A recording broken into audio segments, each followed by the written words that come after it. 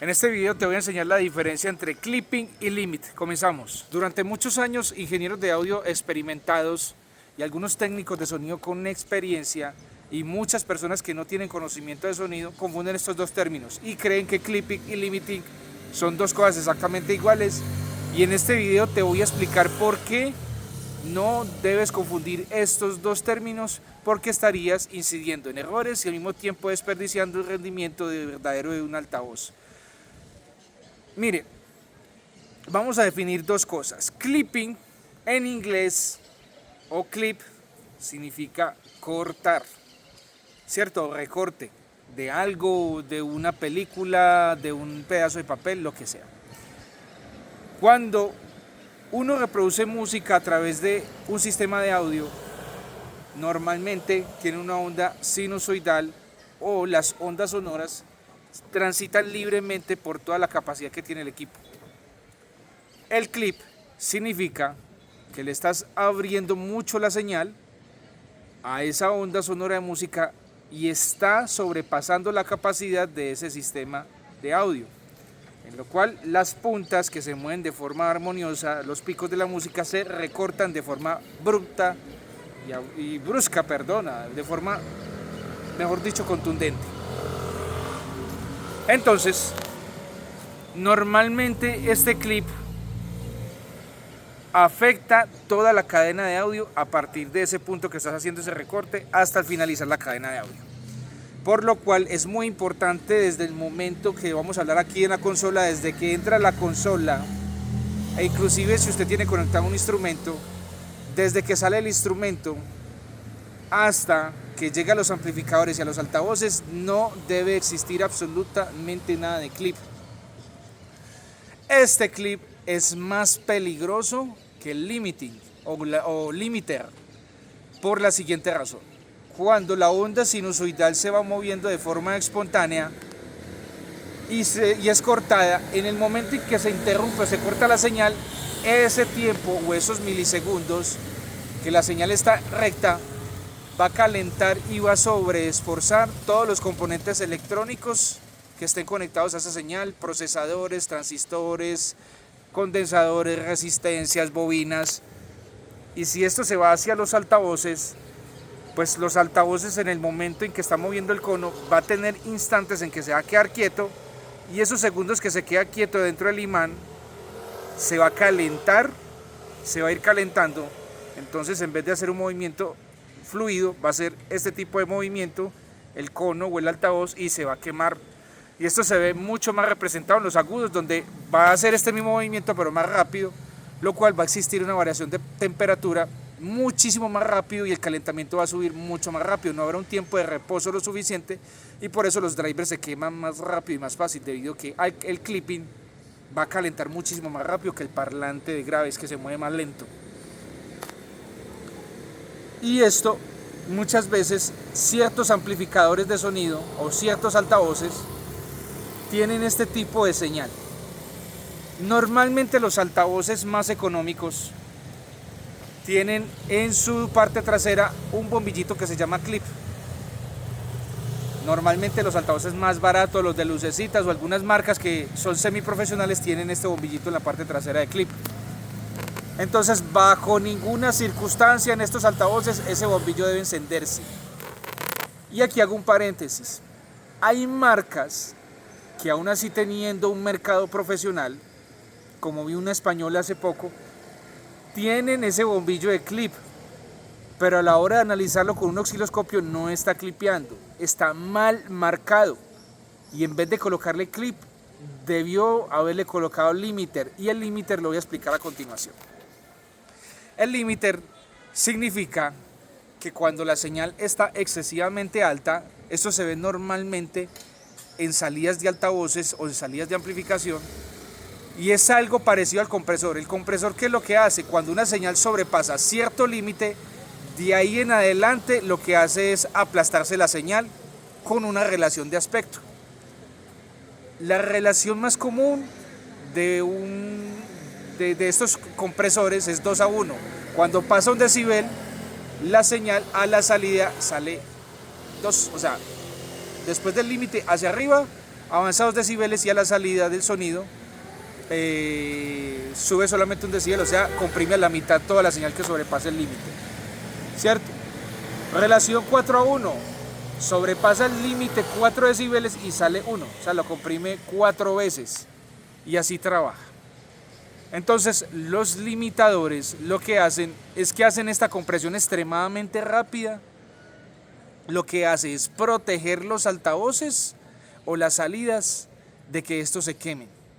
Ahora bien, el sonido en muchos limitadores se va a escuchar muy amortiguado y no se va a escuchar bien.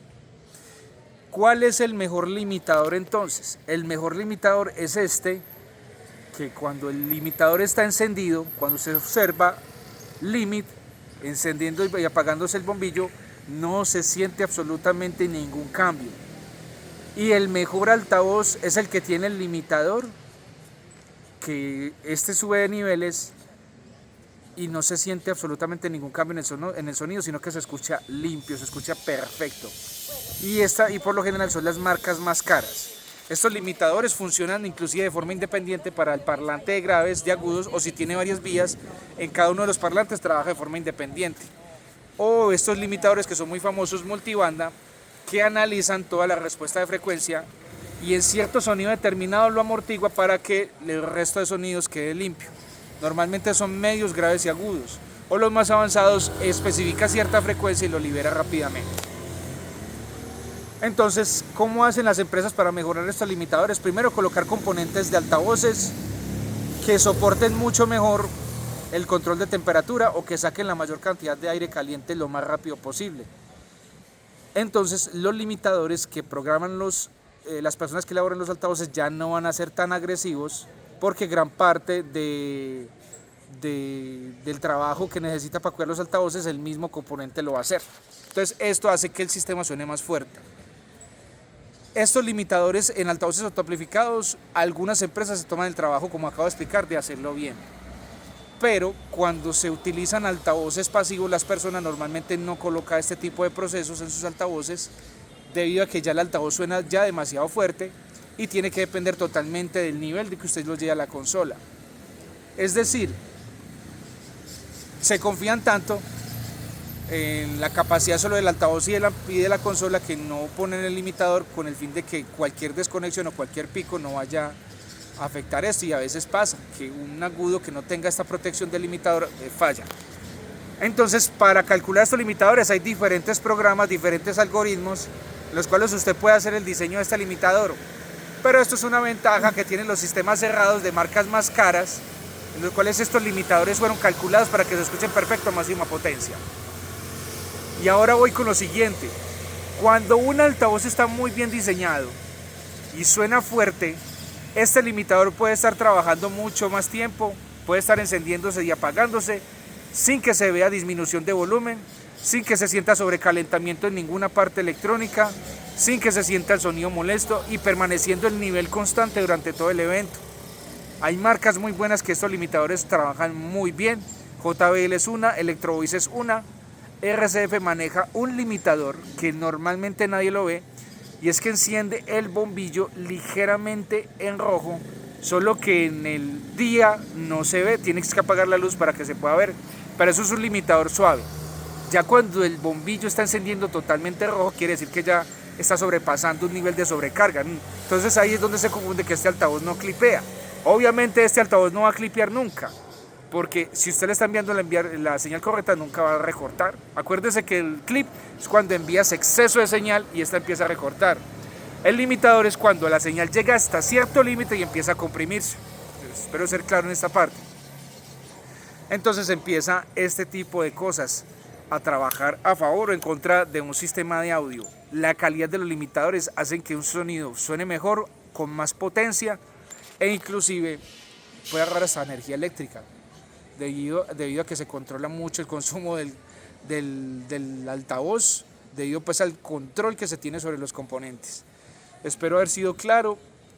Saque ese ingeniero de la cabeza y de su boca: ay, eso está clipeando, ay, eso está clipeando. No, está entrando en limitación, el altavoz está trabajando normalmente. Lea muy bien, si dice limiter, está limitando, si dice clip, ahí sí está recortando.